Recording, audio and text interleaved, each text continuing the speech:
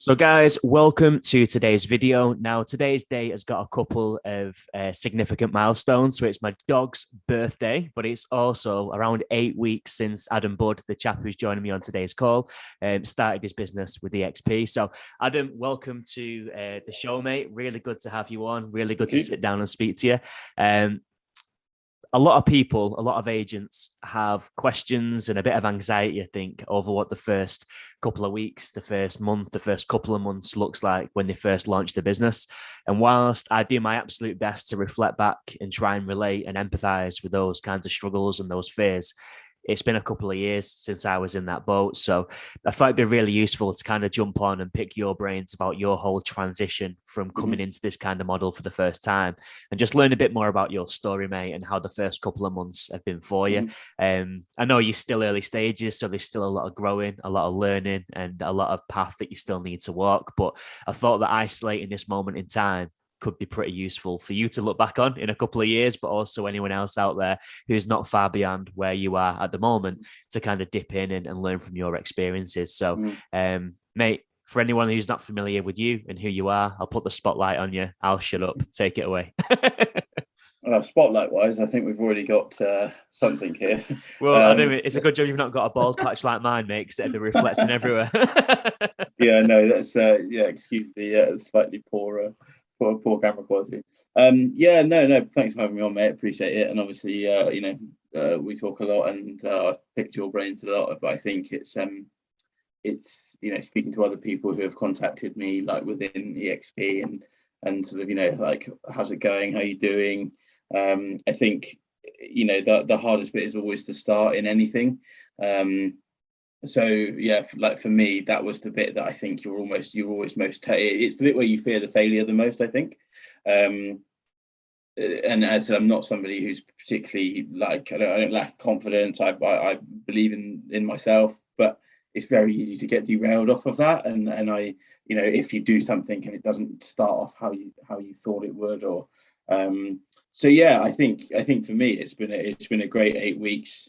But not even necessarily because of the results. I think that's probably the one thing I want to say, because I would have, if I'd listed half the houses or sold half the houses, I would still say the same thing. You see, and I think that's just down to having like support from you and from other guys, but also just like, I guess, trusting the process and knowing that from the start. I was coming from estate agency for 10, 12 years, but for the last year I was doing something else.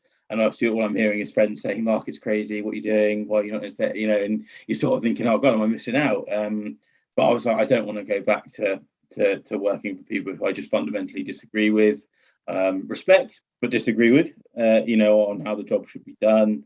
And I think once you start thinking things like that, you have to forget the failure and forget the fear and just back yourself, really, because if you don't want to go back to a job because you disagree with how someone might do it, then don't talk the talk, walk the walk. And that's where I think that's what I've loved most, regardless of the results, is just waking up every day and being in charge and just being in charge of my own destiny, I suppose.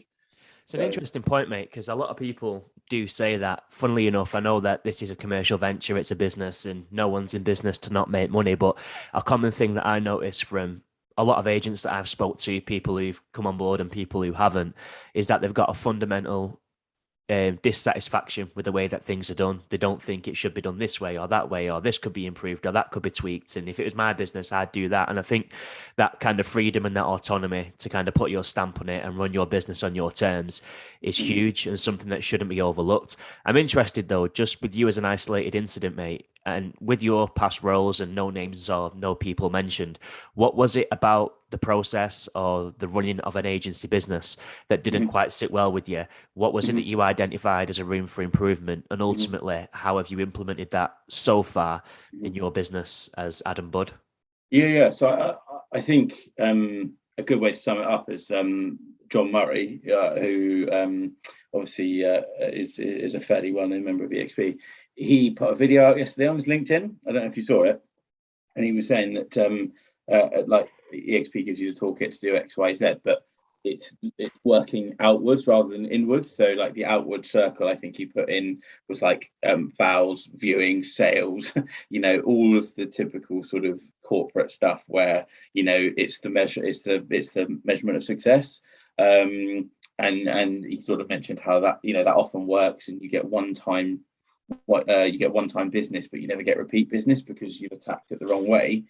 Where his then inner circle was customer service and contact and all of the stuff that basically puts the customer first, and then you work outwards, and the results might not be as aggressive early because you're not directly targeting the end result.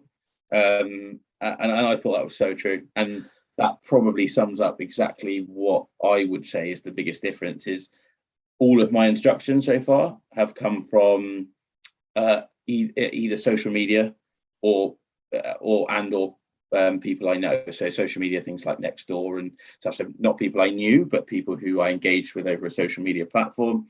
And then it's friends. So I've had, and I've got a couple coming on that are starting to come good from people I don't know who are on the market and things. But if I was just solely relying on this end result target of, then I'd have no instructions. Do you see what I mean? So, no, 100%, mate. And obviously, we'll dig into lead gen and where you're finding success in just a minute, if that's okay. But I absolutely love that concept. And I think there's almost like that sort of stoic like philosophy, right? That you don't get too hung up on the outcome and chasing whatever the metric of success is, but instead you focus on the variables you can control, the relationships you've got, the conversations you're having day to day.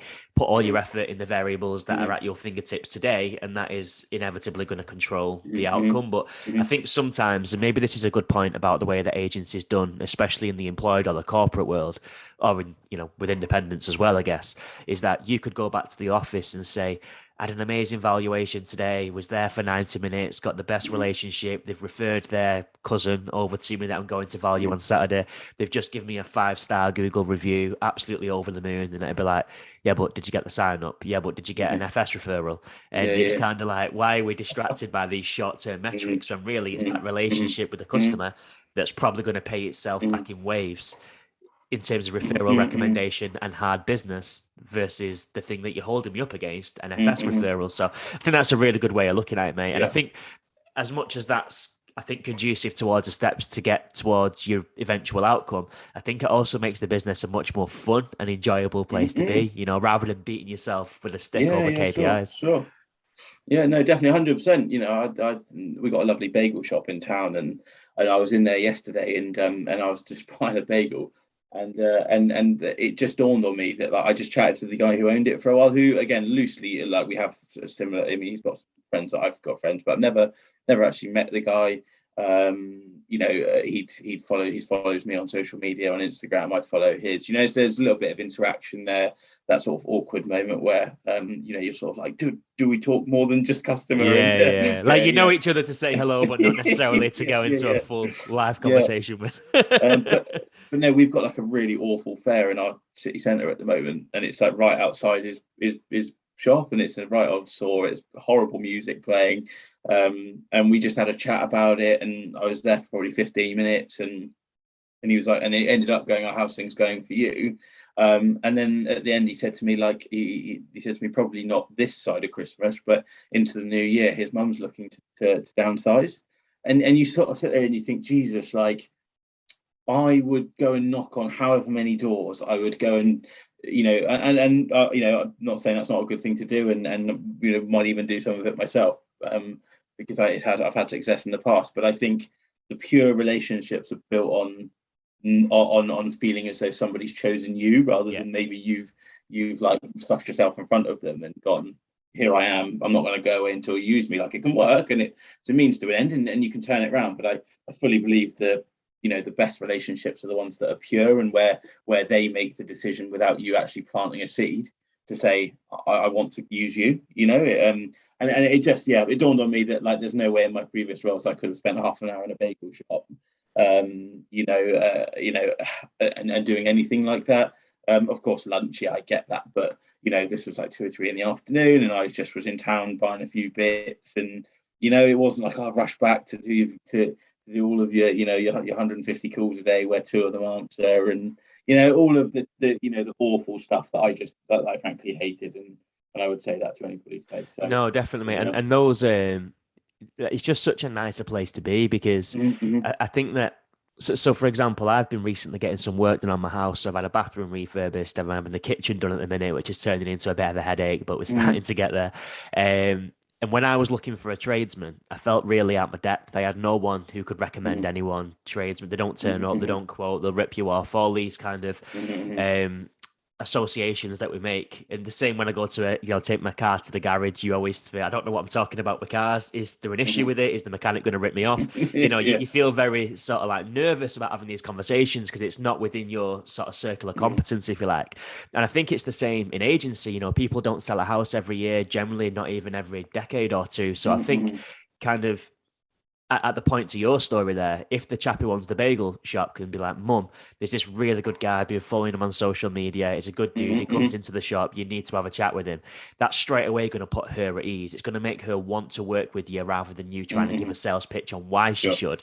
And then it almost becomes your business to lose, but also it makes things like fee become less like, it couldn't be more irrelevant because they want to work with you, whether that's going to be at 1%, 2%, 2.5%, it's kind of almost, you've got all the aces in the deck, I guess, is what I'm trying to say. So it helps you build a better 100%. business with the right people. Yeah, 100%. I would agree with that. And as I said, I've not, there's a few that I've won with the people who like were on social media, but I didn't know them, where I've, had to be competitive because obviously it's an early business. And, I see so much stuff on LinkedIn that's, you do a low fee at the start and do you do this and that? And I think you do whatever's right, you do whatever in your mind is going to make you feel best about the whole situation. And if that's going in and saying 1.5 and losing it, then, but you held your head up high and you want to set, then go do that, but if you want to turn around and take the idea of 0.75 for 6 months, you sell 15 whatever, I'm somewhere in the middle of that, which is where I wanted to be. But yeah, like you are right. I think like I maybe could have gone higher. I probably could have, but I wanted to be somewhere where I felt comfortable, they felt comfortable, but you're right. The longer you go, especially with some of the ones that I've got coming on through direct mail and stuff like this, who are coming to the end of contracts, those are the ones I've quoted higher and happy to do so. Like, I don't feel such a mental allegiance, and I don't know why that is, but it's like, I've set up, it's gone well. I'm rolling a bit, so I'm sat there going, actually, already I feel comfortable to flip that switch of like, I know what I'm going to offer you is better than what you're getting, evidently. And I'm going to charge for it, and saying it with your chest rather than sort of saying it with I guess half your heart, if you know what I mean. No, 100%. And it's an interesting point, mate. Like I did a podcast recently about fees because basically someone asked the question that they'd done exactly what you just said. Like they came in, thought, bloody hell, I've got no properties, I've got no proof of concept, I need to get my fees low, rightly or wrongly. That's what I'm going to do. And they've got to a point where they've sold, a couple of dozen properties now, and they're thinking, Jesus, I'm oversubscribed. Now I need to get my fees up. But it's kind of like, is it evolution? Is it revolution? Do you do it overnight? Is it gradual? But I think ultimately, once you've built the value and demonstrated the value, and whether the customer knows it or sees it, whether they've been following you for a long time, or whether it's a cold invite out to evaluation because they've stumbled across you, across your board or whatever. I think if you're going out there fundamentally knowing, I can offer more than what you're currently experiencing. I can upgrade your marketing. I can improve the exposure. I can give you video. I can do A, B, and C. I can improve service. You're sat there coming from a place of being completely genuine. There's nothing fabricated or forced. You're not giving a sales pitch. You're just speaking the truth. And I think once you've got that kind of confidence in yourself, I think that really comes across and gives the customer confidence in you as well, which spills into conversions and fees. It does. Yeah, it does. So, mate, just to kind of lay some context then, just to kind of dig into where you found success and where you found your early instructions. And if you're comfortable to put numbers to it, if you'd rather not, that's absolutely fine as well. Sure. But ultimately, if you can just sort of give us a bit of a background in terms of the market that you work in now, how long have you worked there? Are you well connected? Is it a completely cold start where you've never operated in those territories before? If you could just give like a few minutes of the context around Sure. where your business has launched, and if you could just tell us in terms of where you're at today and where that success has come from, that'd be amazing. Sure. Yeah. No. Yeah. So I officially, I think, was what we call onboarded on the 9th of August. So I hadn't done anything before that. I'd obviously been tying some bits up in what I was doing. I was trying to make the most of the world returning to some form of normality, and was sort of away every other weekend, and had a few holidays. So sort of didn't really plant any seeds before that date, I would say. Which in hindsight, maybe if I could go back, I would have, I would have. But I think that again, it was just a case of like once I knew it was all happening and I was fully here, and then I could put sort of my foot on the gas. So yeah, I've worked in and around Salisbury for 10+ years. Did a stint in London as well. So I'd seen sort of like a variety of markets and situations, and picked up a really good market in sort of like the 2013ish, 14 in London, and that was really good. So that was a different style of agency to here. That was very fast paced. A lot of very 2 or 3 week cash transactions. Indemnities everywhere, and it was you're almost a social concierge rather than a estate agent in London. So, or at least that was my experience working in Marylebone. And so yeah, decided to come back, and at the start of the first lockdown, was due to open a branch for an estate agent, and naturally that got put off and didn't happen. So it's like, what do you do? So yeah, went and worked for a completely unrelated estate agency business. Absolutely loved it. Friends with my fiance.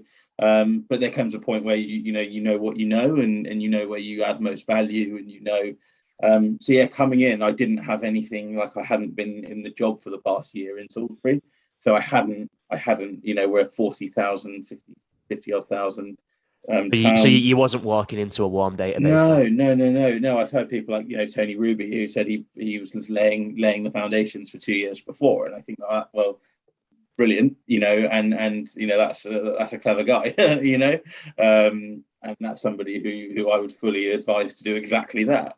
But a lot of people aren't doing this with as much planning. It's like epiphanies, and so yeah, for me, 9th of August, really, it was kind of like, right, here we go then. And yeah, so I've had 9. So I've got 9 signed up. Seven on the market, two like soon to be launched. Which, if you'd said to me in 9 weeks, so it's basically one a week. Yeah. Off a cold start with. So if you'd said that to me, I would literally have been like, I would have laughed at you. And yes, and we've just this morning before this call, in and amongst coming back from the gym. Agreed. Oh, I knew you'd mention that. I knew you'd mention that at some point. No, I soon realised. I was like, for your context. But no, I was actually in the car on the way back, and I think we've agreed the 5th sale as well. So again, if you told me that, and that's going to be worth 15. Well, I think I'll take you just over the 15 grand mark in terms of pipeline. So there's been a couple of smaller ones, but yeah, it's again. And if you told me I'd have a 15 grand pipeline after 9 weeks, I would have. I would have laughed at you. Geez, so mate, first off, mate, before I say anything, that is incredible. Like, honestly, like if on a rare occasion today, I'm not wearing a hat, but if I was wearing a hat, I'd take it off to you, mate. But just to kind of freeze frame on this, so that's roughly 8 or 9 weeks in the business. So, a sale every couple of weeks is what you've done. You've done a list in a week, which is incredible. From a cold start, you've not gone into a warm database as such. You've got a 15 grand pipeline, which sounds impressive given the context. £15,000 is not far off what many agents watching or listening to this might earn in terms of a year on basic salary. But with that, we see that typically the average agent is probably going to turn on their pipeline once every 3.5 weeks. So already, mate, that's like a 45, 50 grand a year turnover business, 9 weeks into them. So that's unbelievable. Like, so how, if you didn't walk into a warm database then, I know you mentioned at the top, you just kind of touched it very briefly, and we kind of scooted straight past it about, oh, I've got some business from social media, and you spoke to the guy in the bagel shop. Break down to me, mate, not deal by deal, but just give me like an overview of exactly how you've done that, where those instructions have come from, and where you're finding those quick wins. So I think, like, I would say that half of it is, and I'll be upfront with this, you've got to work with what you're given. Half of those 9, four of those 9, no, 5 of those 9 actually. Thinking about the one that we just signed up yesterday, 5 of those 9 are people I know, right? So like this is people who are seeing the market in a strong place, have obviously been like looking from afar and not actually pulling the trigger, and then they see somebody they know and they've shared a tequila with in the past, and probably a chat outside of a bar somewhere, and that barrier to sort of entry for them is broken down.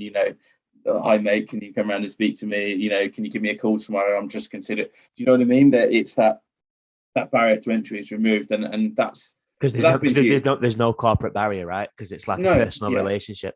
Yeah, 100%, and it's that kind of, it's just that for them it's that ease of just a text, rather than phoning up and booking a val, and because I know that they'll use me, I'm not so doing all the rubbish on the phone with, like, so I'll say, like, where are you? Henslow Drive. You're 2-bed, right? Okay, that's all I need to know. I'll come round. I sort of know where we're going to be, but do you know what I mean? And again, it's just that relaxed nature for them, rather than get the MA form out and go through all of the requirements. So again, a laid back, chilled approach for them. And then I think it's sort of a few came off of that. So we sold one. And then I guess my biggest eye-opening moment, which I never would have expected, sold one, and I'm a big fan of like the social media stuff. So I do like a coming soon with like one photo and some details, no price. And I've had messages probably on over half of the times I've done that, which blew my mind. But I did sold in 24 hours, over asking price, and then I got a message saying, "Oh, Adam, I've just put an offer in on a house. I need to sell. Do you reckon you can sell?" And this was on Facebook Messenger, from somebody who knew the seller of the first place. And I was like, yeah, of course. So we had a chat, went round there. And then one of the guys that missed out on the first guy's place, who had also contacted me via Facebook after his friend tagged him in the post, he came round and bought it without it going on the market. So suddenly I'm sat there going, seller. Oh, this is the one we spoke about last week, right? Yeah. So like seller and buyer, and then I'm going to Ben, right? How do I put this online without and then get it sold immediately? But no, I think like it just blew my mind that like I'm in that 30 years old, I'm in that stock area of like first time buyers that are friends of mine and that are family members and that are all kind of moving on for the first time. So to like take advantage of your local market in that sense is just like, blown my mind. And so, we did that. And obviously I'm absolutely chuffed. The guy's put a post on his Instagram story with a photo of my sold board.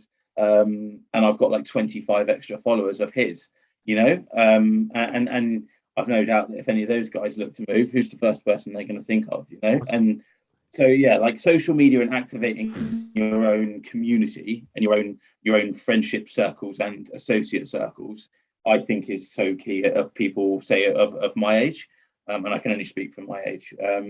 And then, like going to an engagement party and 2 people are like, we're, like New Year, or can we have a chat? And I'm sat there going like, wow, like it was almost my business launch party rather than my friend's engagement party, and because everybody was like, it's great to see you doing so well. And you're suddenly thinking like, this is the key to my business here. I can deliver leaflets, I can knock doors, I can write to people. None of it will be as effective. Key, but none of it will be as effective as this kind of buzz around what I'm doing. 100%, mate. 100%. So that for me has blown my mind. And then like I was the other 2 key ones came from an app called Nextdoor, and I popped a post on there just quite curiously thinking, we buy gifts for sellers, because like you're paying us, like thanks, champagne. But I just popped the post on there because actually my mum raised it. I was chatting to my mum and she said, "Oh, do you buy buyers anything?" And I was like, "Well, no." And it's like, well, that transaction wouldn't have happened without them. They're the ones that are kind of, obviously going to be moving into the property you're So I just put a little post on saying, like, as buyers, what would you want on Nextdoor, which is like, if people don't know, it's like you put your postcode in and it only connects you with people in your vicinity, in your postcode area, and so I wouldn't have anything to do with anything outside of the Salisbury area. But yeah, like I got 60, 70 comments, from toilet roll, because like obviously you've done no shopping, and the toilet roll is at the bottom of the boxes, or it's been wrapped around the plates or something, to stop them from smashing. So there was this raft of like, and I got 3 direct messages on Nextdoor saying like, I'm selling my house, do you want to come around and value it? And one lady cancelled the 2 leading agents in town, who's sold 350 properties combined last year, and said like, this guy is genuine, I want to give him a go. and again, it's just stuff like that where just you ask me how I want to do the job and what I see as being the key. That sums it up to me. It's like just going around there and all these people WhatsApp me. I've got WhatsApp conversations going. I've got WhatsApp groups with vendors. Like, corporate, I'd have probably got sacked for that. You know what I mean? Like, so it's just this like personability, and they're going, what do you think? Suddenly it's we'll take the offer if you think, and you're like, wow, like the trust you placed in me because I've spent time with you is crazy. So yeah, I'd be lying if I said it wasn't like a big social media aspect, and I probably could have a few more. Was that out of just to kind of freeze on that question that you asked about the completion gift? Was that luck or judgment? Did you think, my God, this is going to pop, or did you just think, coming from a place of genuine curiosity, what would people like or find of value, and it just happened that came as a byproduct? Was you calculated enough to think this could be a great lead generator, or was that just a total fluke? I don't want to be disingenuous. It's of course you're sat there thinking like, this is a way for me to just slip in there that I've launched a. Yeah, of course I'm not. I wouldn't want anyone to think that wasn't. And I even laughed about it with with one of the vendors, actually the lady we sold this morning. I said, you fell for that hook, line and sinker. You know what I mean? And she laughed. But I wouldn't have made the joke day one because she didn't know me. Whereas over the last 6 weeks, we've built up a relationship. Of course, built up a professional relationship, but also a friendship. So. She sent me pictures from her trek to Upper Wales Mountain this weekend. Like that's cool. So yeah, of course there was an element of like this is. The reason why I asked the question is because I just think it's such a clever post, because if you never got anything from it, if you didn't get any inquiries and it didn't go anywhere, the worst case scenario is that it's free market research. Like, big companies pay tens of thousands, millions for their customers' thoughts so they can refine products and services. So one, it's great market research. But second to that, the reason why I think it's such a clever strategy, whether you know or not you saw it as a strategy, is that sometimes it's the things that you don't say. So you're marketing yourself, but it's subliminal marketing. You're just putting yourself out there with a question, a simple question, and the customer's connecting the dots as to their perception of who you are and what you do. So in that instance, you're saying, look, I don't want to waste 40 quid on a bottle of champagne that you think tastes like cat piss. Genuinely, what would you find of use or value if you was moving into a new house? And actually that positions you as someone who's caring, someone who's considerate, someone who's going the extra mile, someone who really thinks about their customers without you having to say that. Yeah, 100%. And you can tell that's because the amount of like good luck with your business and good luck with this, and like you can see that people like because 92% of that of course was genuine. I didn't expect to get anything out of it, so of course I didn't do it for business gen. Like I didn't do it because I fully wasn't expecting anything. I just thought to myself, do you know what, I'm coming in here making a promise to do something different, which I think we all say we're going to do, and I think that eXp and I think people like of our kind have to be careful that we don't say we're going to do too much and then actually just literally do what everybody else does, and use it as like a marketing tool. I think that's really important. So I think actually wanting to be a bit different and actually wanting to, when buyer moves in, have a £50 hamper, there at like, and I don't know if you've ever had a mortgage with Nationwide send out like a big like sort of like a moving in box. And we had it here, and it was just like straight on Instagram. Like it was like, oh, moved into the new house, and there's like some washing up liquid and some tea bags, and Yeah, yeah. so like obviously clearly Nationwide, who have paid all this money, as you just said, they've decided that sending their mortgage buyers gifts, or this lovely hampered box.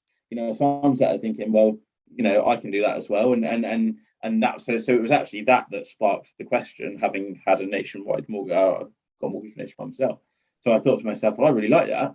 So that was the main driver for it, Yeah. and then obviously, yeah, of course, you're thinking, well, if anything comes of this, then like it's an added bonus. But yeah, like the general commentary around what I've done and from people I know is like, it's just nice to see somebody who cares, and nice to see somebody. And do I care more than the good independent who sold 100 properties last year? Well, maybe I do, but maybe that's a naive thing to say that I do. But portrayal of it is one thing, Yeah, and I think that's the. I think that's the key about like having your name and your face up in lights and at the forefront of everything that you do, because it completely humanizes it. And I'm sure, this isn't a sweeping statement. Like, I'm sure there are many amazing, caring, considerate, really hardworking, customer focused agents in all shades of businesses and worlds in the industry.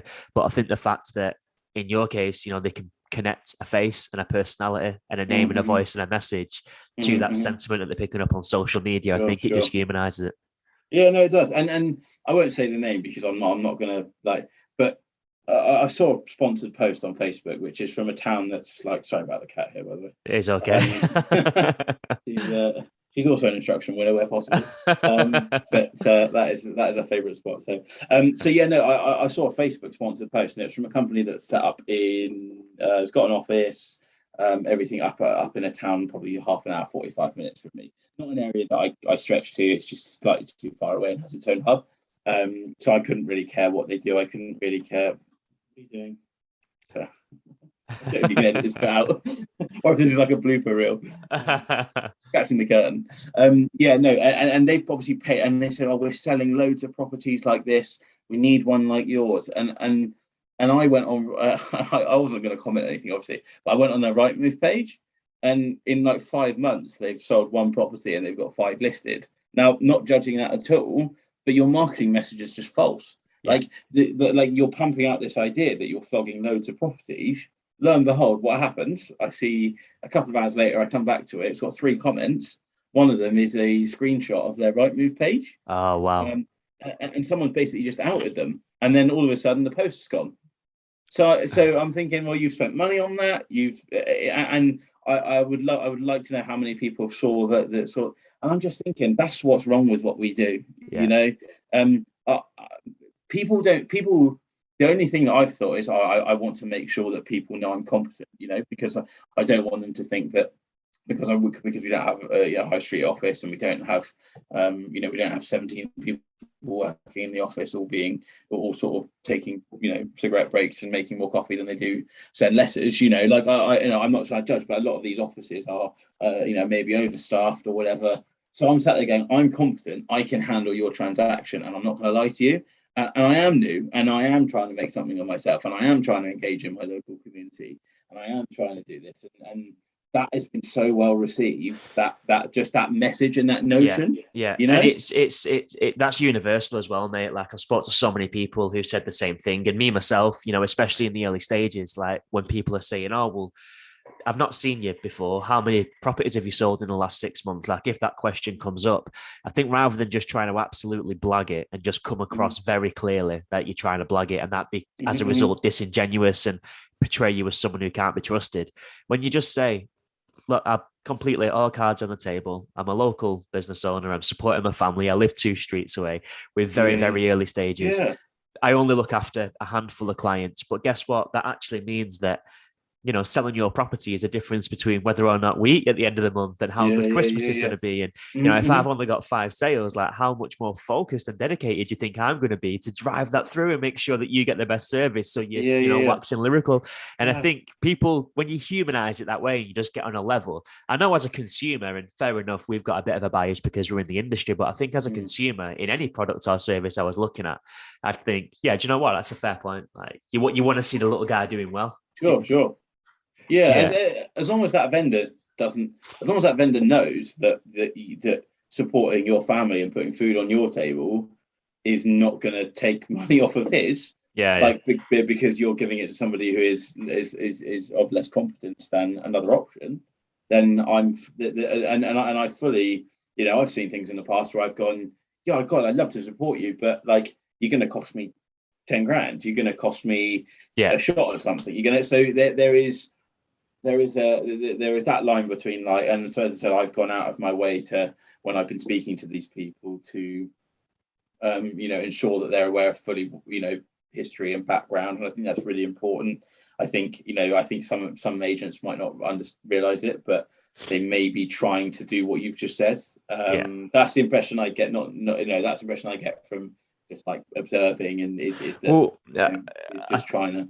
I think you did, because I think like ultimately when they make a decision, I think there's a combination of um, emotion and logic. Mm-hmm. Do you know what I mean? So maybe, you post about, guys, I really want to make sure that the house move gets off to the best start. If you was buying a property, can you list me 3 things that you'd really love to get the day you get the keys? Mm-hmm. That kind of creates a bit of emotion, a bit of buy-in, presents you as a nice guy, someone who's thoughtful and caring. That might get you through the door, but then there's going to have to be a degree of logic as to backing up your competence and why you're the best person. And I think that if you can get the right balance and the right combination of the two, it almost becomes yours to lose. 100%, and that's exactly what I felt. It was there's 2 ones that came from next door. Obviously, one cancelled 2 other appointments, which was crazy. And to be honest, she did have a little bit of a wobble. Like, I'd be open in saying that there was a moment where she messaged me saying, went a bit quiet, didn't sign a contract, and we'd had a really good chat. And there's if that had happened, I would have walked away and gone, I was myself, and I just Did what I I was could. me. I was genuine. Yeah, exactly, 100%. And so she messaged me and said, "Oh, I think like a friend saying something to me about I should go with somebody more experienced." And I just messaged back and I said, "That's absolutely fine. That's your call. They're not more experienced than me. They've probably sold less houses than me. Their just business has been running for a little bit longer. That's the only thing here." And she replied back, going, "What am I doing?" And then literally the contract came through about 5 seconds after the text. Magic, mate. And Magic. so like for me it was like, I got that and I thought, well, do you know what, be honest, lay your cards on the table as you already have been. And I think once you do that, A, you can live with it, but B, people respond to it. But as I said, that was an issue around just reminding her that it's not competence, or it's just the fact that my business has only been registered on Companies House since July, not May last year. Yeah. So that's the only difference here. Like that is so yeah, I completely agree with you. But certainly going into the other one, there was 2 other good agents. But I had that lead because of the next door post, and so within 20 minutes it was like, when do you want, so when's the photographer coming around? Do you want to take measurements now? And that was them volunteering that information, not the corporate way. It's like, you sat there in your area meeting and it's like, right, guys, measure up as you're going around, because Saves it's time. just rubbish, absolute Yeah. rubbish. And I'd argue with anybody until I was blue in the face. Like, it's absolute rubbish. Doesn't work, pisses most people off, rubbish. Like, she invited me, and at that point I knew that in that 15 minutes I just tucked away a few issues that are around marketing and competency. Yeah. And so I think we need to be open about that as self-employed, especially maybe if you're a bit younger, like John Murray, 55, or 56. I think he said he was, 10 years away from retirement. The guy comes with some credibility, because I don't care what society says, age sometimes means credibility, and so maybe he has a little bit more of a leading edge there. But as a 30-year-old, we got some 21-year-olds, 25-year-olds, haven't we? Some really good, competent, people. But there is that element of, I think sometimes you have to recognize your own situation and go above and beyond to go, like, yeah, I'll be nice to you, and yeah, we'll develop a really genuine relationship here. But actually, what I'll do is I'll smash the marketing in your house. I'll negotiate you the best price. And you get to put you get to put food on my table as a bonus, Yeah. So that's where I think I feel it from there. And mate, last well, two things actually before we wrap up that I wanted to address. And feel free to bypass the first if you don't want to disclose. That's Mhm, absolutely fine. But the mhm, second, I'd really, really love to get your thoughts on. So the first thing that I want to ask is, you're only a couple of months into the business, so mhm, again, still fairly early stages, but you've mhm, had a degree of success. So my first question is, what have you spent in mhm, terms of mhm, your outlay, your financial cost for the mhm. structures, your advertising, anything that you've paid to generate leads? Yeah. And the second question is that, albeit with fairly early stages, what has setting your business up meant to you, to your Mhm, mindset, to your lifestyle, to your feeling about your future? mhm. Yeah, cost wise, just running some quick numbers. I would say before day one, I think you spend a grand, say, on the various property ombudsman bits, and as I know you've done a couple of videos on, but again, it's just that's Getting if you're yourself even compliant. yeah, getting yourself in a position where as I said, you've got that reputability behind you. So I think that, but again, if you're even considering something like this, then that's not an issue. Marketing wise, probably another grand maybe at the moment. Because I've had some really good success, I haven't maybe flogged as many leaflets as some other people. Um, I'm still doing it, but obviously with doing other things and viewings and whatnot, I've probably not come to some of the. I know that some people that are spending a couple of grand in the first couple of months.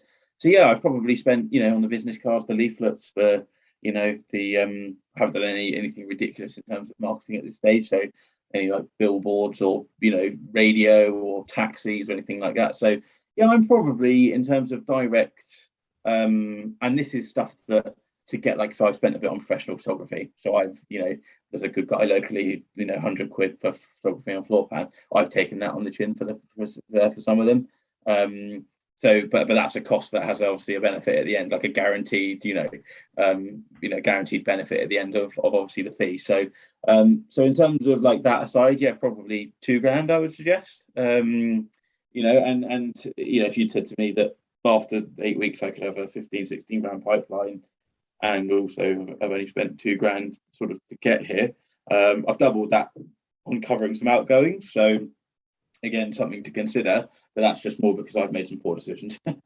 I'm covering significantly higher outgoings than maybe some other people. Yeah. That's my problem. But if I had a normal Brilliant. person's outgoings, then I think we'd be good. And just like, not to be cliche, but like, I wake up every day and with a smile on my face. The fact that people are. It's this whole thing about like, to be really cheesy. It's like when your missus falls in love with you, or like she falls in love with you for who you are, and I feel as though people are using me in a professional sense because of who I am here, not because of the things we've discussed, like Rightmove, Zoopla, and all this stuff. We all do that. Like it's like you're using me for here. So actually, keep being yourself, keep being genuine, and when you live your life for you and to be true and to like your shoulders, just the weight's been lifted. Yeah. Like suddenly I'm not being somebody I'm not to get a deal because I don't want to lose my job, or I don't want to have to go to a meeting and say I have 3 less instructions than somebody Yeah. else, Yeah. Yeah. who's in Yeah. a busier market, like. So for me, it's just like that. When I put the head on the pillow at night and when I wake up in the morning, I feel free again. I feel, Right. And do you I know don't what, want. mate? Like as much as it, we've spoke about and we've put the fact that you've had success in listings and sales and you've built a pipeline, we've put that on a bit of a pedestal. I think when all's said and done, that peace of mind, that happiness, that feeling of Mm-hmm, contentment, I think that's worth a million times more than your pipeline. There's a lot to be said 100%. for that. 100%. We all want to earn money, and we all want nice things. But I've through certain things I've been through, and certain epiphanies I've had, and certain realizations. Like, if you said to me, would you rather earn 5 grand less doing what you're doing now, or if this was so to be the case, then but actually have then I would choose this all over. Yeah. You know what I Yeah. mean? So actively, I would choose to earn less money if this was the way that I got to live my life. So then it then blows my mind that if I keep on doing this year one, yeah, if I could match last year's salary, I'd be mind blown. But then like to think where that could go in year two, to like live a dream and live a real life, not the Yeah. life that like, wow, it shouldn't almost be a thing. But I guess that's just because we invest so much time in working, and that when you're not happy, you don't realize how much it drags you down. Yeah. Yeah. Um, So yeah, quite Oh, generic, man. but that is honestly, then you could ask anybody around me in terms of like the difference they've seen in me. It's like, it's like, oh, Jew's back, and I'm like, no, I was still a decent guy last year, but just, like the bounciness and the spring in your step and like, just, Life weighs yeah, you down sometimes, right? 100%, man, 100%.